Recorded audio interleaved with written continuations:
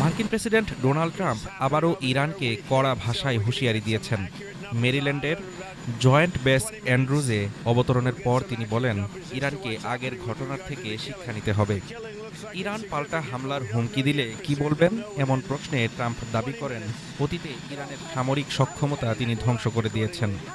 এর আগে Detroit economic ক্লাবে বক্তব্য দিয়ে ইরানের বিক্ষোভকারীদের প্রতি সরাসরি আহ্বান জানান ট্রাম্প। তিনি বলেন, বিক্ষোভ চালিয়ে যেতে এবং সম্ভব হলে প্রতিষ্ঠানগুলোর নিয়ন্ত্রণ নিতে।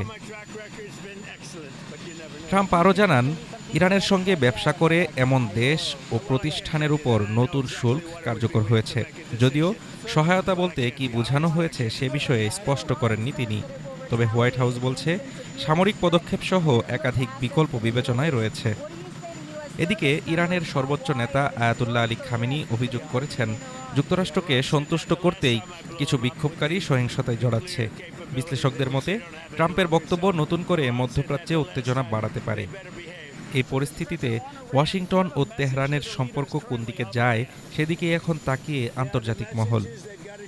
Desk report, Dhaka today.